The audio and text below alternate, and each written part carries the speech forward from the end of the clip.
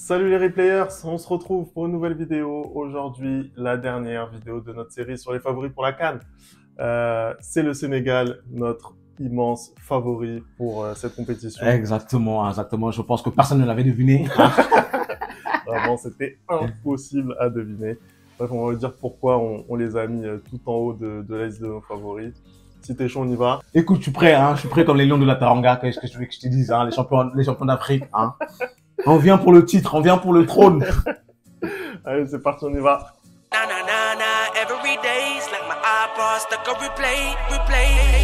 Allez, on commence tout de suite cette vidéo en regardant la liste sénégalaise qui a été retenue par Aliou Cissé. Pas de surprise, Anderson, sur cette liste. Écoute, on est là on est face à l'effectif le plus fourni d'Afrique, hein. C'est en ça que aussi cette sélection sénégalaise est aujourd'hui première de nos favoris. Quand on regarde chaque poste en gardien, on a Edouard Mendy, c'est sensationnel. En défense, on a Crépin Diatta, Kalidou Koulibaly. On regarde au milieu, t'as des Pape Matar Sarr, t'as des Pape Idrissa Gueye, t'as des Camara, mais en attaque, t'as Nicolas Jackson. Je rigole. Ça, c'est méchant. Ça, c'est méchant. Ça, c'est très méchant. T'as Sadio Mané. Hein, c'est incroyable. C'est-à-dire que t'as un effectif vraiment fourni, il n'y a aucune surprise. Il y a des joueurs qui sont un peu mal en point, mais qui devraient être rétablis d'ici le début de la compétition. Notamment Pape Matar Sarr. Exactement. Qu'est-ce que tu veux que je te dise? On est face au champion d'Afrique, champion en titre, en fait. Écoute, c'est vrai que voilà, cette liste, elle fait peur, on va pas se mentir. C'est l'équipe avec la plus grosse concentration de talent sur la zone Afrique. Exactement. En fait, c'est une équipe qui est vraiment aujourd'hui extrêmement solide défensivement. C'est une équipe qui est très très compliquée à bouger et à prendre à revers. Et ça, pour moi, c'est vraiment à mettre au crédit de Aliou Cissé. Pour moi, c'est mon sélectionneur préféré sur cette zone Afrique. C'est celui qui a le plus gros charisme. Et en plus, c'est celui qui, pour moi, a réussi à aboutir collectivement à quelque chose de vraiment très solide. Peut-être avec les Marocains. Les Marocains aussi. Mais pour moi, voilà, écoute, ce qu'il a réussi à mettre en place, c'est incroyable pour moi. C'est ce qui se passe quand on se remet en question, hein. Écoute, on est sur une sélection du Sénégal. C'est une génération dorée, comme tu l'as dit, un effectif qui est impressionnant. Mais ça suffit pas. En fait, il fallait un travail derrière. Il a réussi, comme tu dis, à l'UCC, à imposer ce travail derrière. Ce qui fait qu'aujourd'hui, là, on voit la sélection A. Mais quand tu regardes, les juniors, les moins de 17, même au beach soccer, même, ils sont bons partout. C'est-à-dire qu'aujourd'hui, le Sénégal domine l'Afrique en termes de football. Et quand tu regardes cette liste-là, en fait, tu comprends pourquoi. Comme tu dis, ils sont très difficiles à bouger. Comment dire, tu as l'impression que depuis quelques années, enfin, une équipe peut être candidate à sa propre succession, même si on connaît la malédiction en effet du vainqueur. Hein. C'est très rare que le vainqueur arrive à gagner. Ensuite, il n'y a que 3 équipes qui l'ont fait. Le Ghana, l'Égypte. Et vas-y, dis-le. Non, mais vas-y, dis-le. J'ai pas envie de le dire. J'ai pas envie de le dire. Je pense que les auditeurs savent. Voilà, je te laisse dire. Moi, je dis pas. Moi, je dis rien ici, d'accord? Donc voilà, c'est très dur d'être candidat à sa succession. Ils ont enchaîné les matchs de préparation contre le Brésil. Ils ont réussi à gagner. Contre le Cameroun, à Lens, on allait voir le match. Ils ont réussi à gagner de forte, belle manière. Ils ont joué contre l'Algérie. C'est le seul match où ils ont perdu. Pareil là pour les qualifications.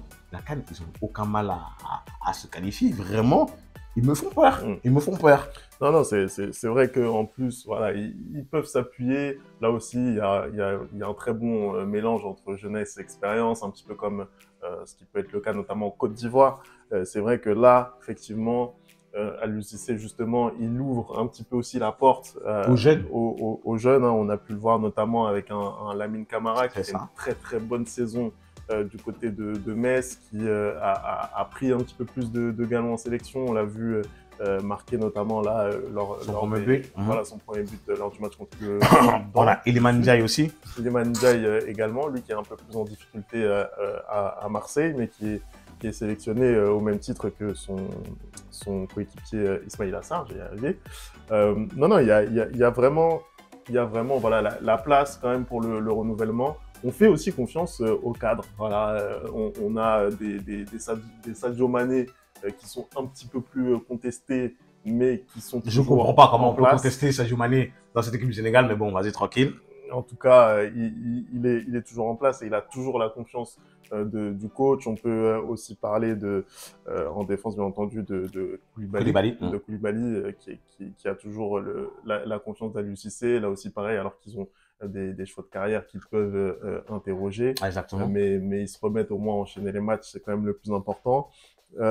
Il fait aussi un choix au niveau de ses arrières latéraux et notamment avec Crépin Diatta, on l'a vu titularisé lors des dernières sorties sur son côté droit. C'est pas son poste de prédilection, mais il arrive à s'imposer à ce poste avec Jacobs également, son coéquipier à Monaco, qui s'impose sur l'autre aile. L'autre côté. On a un milieu de terrain, on va même pas en parler parce que c'est vraiment entre le milieu de terrain de la Côte d'Ivoire et le milieu de terrain du Sénégal, vraiment on sait pas ce qui est le meilleur. Ça frôle l'indécence, hein. Il y a vraiment énormément de qualité. Donc voilà, tout ça fait que c'est une équipe vraiment qui va être très très solide. Peut-être le petit bémol justement, ça m'y fait penser en attaque où peut-être on n'a pas encore le numéro 9 vraiment qui s'est imposé dans cette équipe.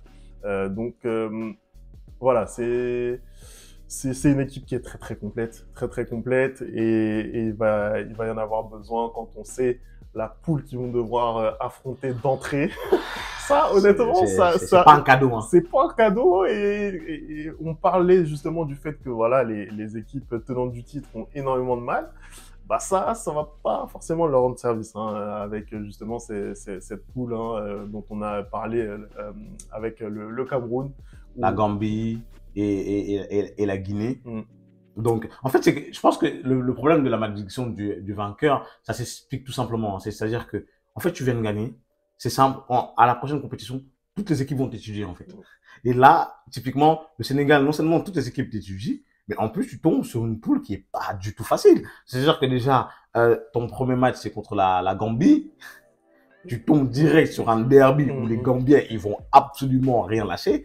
Ton deuxième match, c'est contre le Cameroun. Et ton troisième match, c'est contre la Guinée. En fait, il n'y a aucun match de ta poule qui est facile.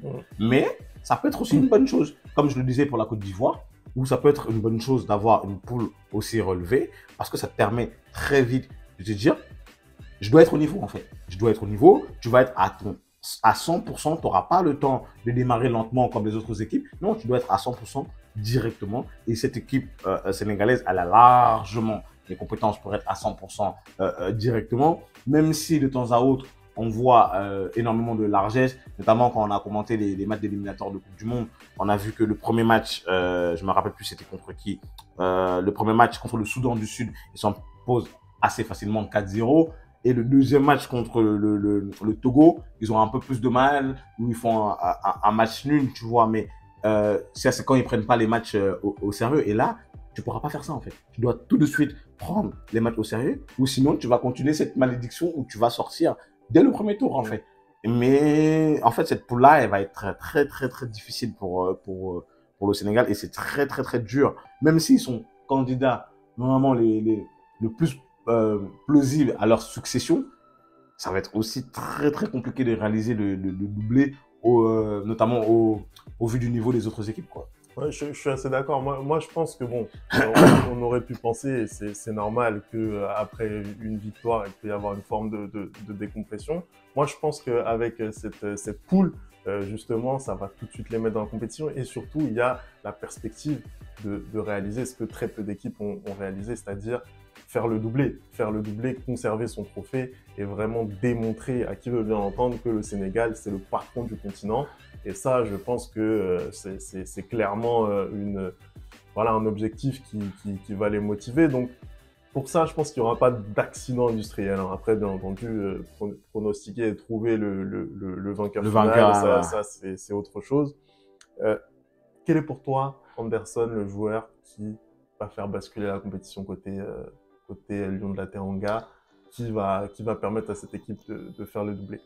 Qui va permettre de faire à cette équipe de faire le doublé? Je pense que c'est à la fois la défense, notamment avec le patron, Koulibaly, et à la fois l'attaque, même si, comme tu disais, il est contesté aujourd'hui. Je pense que ce sera encore, une fois de plus, le joueur le plus important de cette sélection sénégalaise, à savoir l'inéluctable Sadio Mané. Hein.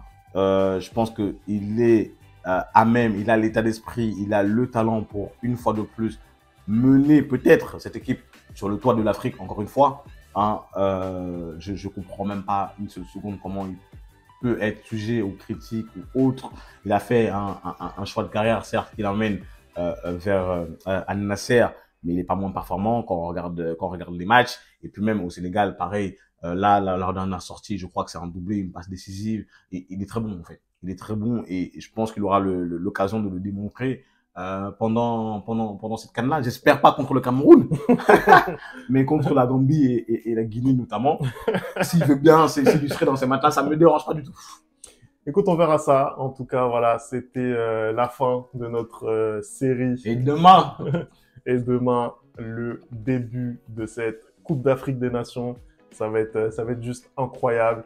On va avoir Anderson qui va prendre son petit jet privé pour se rendre à Abidjan. Oui, là, tout de suite, là, je dois prendre l'avion là tout de suite. Là, je descends là, je prends l'avion, j'atterris à Yamoussoukro direct. Et là, je peux vous dire, là, ça va être quelque chose. Hein, comme on vous l'a dit, on va suivre tous les matchs, on va se rendre sur certains terrains également. Où on aura la réaction des différents supporters. Bref, énorme programme sur la chaîne. Merci d'avoir regardé cette vidéo. Et bien sûr, on n'oublie pas les bonnes habitudes. @lereplayfoot, vous me dites ce que vous pensez de cette équipe. Allez, à plus tard. Ciao.